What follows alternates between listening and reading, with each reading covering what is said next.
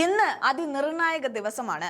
തദ്ദേശം തൂത്തുവാരിക്കൊണ്ട് മൂന്നാം ഊഴത്തിന് ചെക്ക് വെച്ച് കോൺഗ്രസ് ഇതാ അടുത്ത ഘട്ടത്തിലേക്ക് കടക്കുകയാണ്. ഈ ഘട്ടം CPM-ന്റെ അടിത്തറ ഇളക്കും. ഇന്നാണ് ചെന്നിത്തല SITക്ക് മുന്നിൽ ഹാജരാകുന്ന ദിവസം. വ്യക്തവും കൃത്യവുമായ മൊഴിയായിരിക്കും അദ്ദേഹം കൊടുക്കുക എന്നാണ് അറിവ്. തനിക്കറിയാവുന്ന കാര്യങ്ങളെല്ലാം പറയുമെന്ന് രമേശ് ചെന്നിത്തല ഊട്ടിയുറപ്പിക്കുമ്പോൾ ഇടത് നെഞ്ചിൽ ഒരു വേദനയാണ്. കാരണം അവരുടെ കുഴി അവർ തോണ്ടിക്കൊണ്ട് സ്വർണം കട്ട് അതിനുള്ള മറുപടി ജനങ്ങൾ കൊടുത്തു കഴിഞ്ഞു. ചരിത്രത്തിലേ ഇല്ലാത്ത വിധത്തിൽ LDF-നെ തുടച്ചുകൊണ്ടാണ് ഇന്നലെ കോൺഗ്രസ് അഴിഞ്ഞാടിയത്. അതിനുശേഷം ഇതാ ചെന്നിത്തലയുടെ മൊഴി കൂടിയാകുമ്പോൾ കാര്യങ്ങളെല്ലാം ഇനി കോൺഗ്രസ് കോർട്ടിൽ ഭദ്രം. തിരുവനന്തപുരത്തെ ഈഞ്ചക്കൽ ക്രൈംബ്രാഞ്ച് ഓഫീസിൽ നേരിട്ടെത്തിയാണ് ചെന്നിത്തല മൊഴി നൽകുന്നത്. ശബരിമലയിൽ നിന്ന് കടത്തിയ സ്വർണ്ണപ്പാളികൾ പുരാവസ്തുവായി വിറ്റുവെന്നും 500 കോടി രൂപയുടെ മൂല്യം അതിനുണ്ടെന്നും വിവരം ലഭിച്ചതായി ചെന്നിത്തല വെളിപ്പെടുത്തിയിരുന്നു. ഇത് സംബന്ധിച്ചുള്ള വിവരം കൈമാറാൻ തയ്യാറാണെന്ന് രമേശ് ചെന്നിത്തല കത്തു നൽകിയതിന്റെ അടിസ്ഥാനത്തിലാണ് മൊഴിയെടുക്കാൻ തീരുമാനിച്ചത്.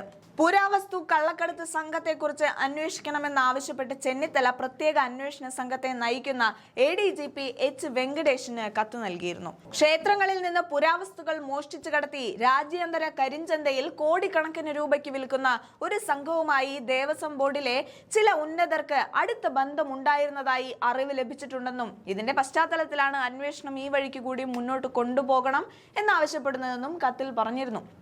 കാണാപ്പുറത്തുള്ള രാജ്യാന്തര മാനങ്ങളെ കുറിച്ചുകൂടി അന്വേഷിക്കണമെന്നും ചെന്നിത്തല ആവശ്യപ്പെട്ടിരുന്നു. അതേസമയം സ്വർണ്ണക്കൊള്ളയിൽ SIT അന്വേഷണം ഇഴയുകയാണ്. പത്മകുമാറിന്റെ അറസ്റ്റിന് ശേഷം തുടർ നടപടി ഉണ്ടായില്ല. സ്വർണം കട്ടതിനുള്ള മറുപടിയാണ് തെരഞ്ഞെടുപ്പ് ഫലത്തിൽ കണ്ടതെന്ന് സംശയമില്ല. സ്വർണ്ണക്കൊള്ളയ്ക്ക് കൂട്ടുനിന്നവരും ജയിലിലേക്ക് പോകേണ്ടി വരും. ജനങ്ങൾ നടത്തിയ വിലയിരുത്തലിന്റെ ഫലമാണിത്.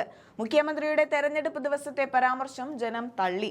UDF-ന്റെ വിജയത്തിലെ ഏറ്റവും നിർണായക ഘടകം സംസ്ഥാന സർക്കാരിന്റെ ജനവിരുദ്ധ നയങ്ങൾക്കെതിരെയുള്ള ജനരോഷം തന്നെയാണ്. സാമ്പത്തിക ധൂർത്തും ക്ഷേമ പെൻഷനുകളുടെ മുടക്കവും അവശ്യ സാധനങ്ങളുടെ വിലക്കയറ്റവും സാധാരണ ജനങ്ങളെ ബുദ്ധിമുട്ടിച്ചു.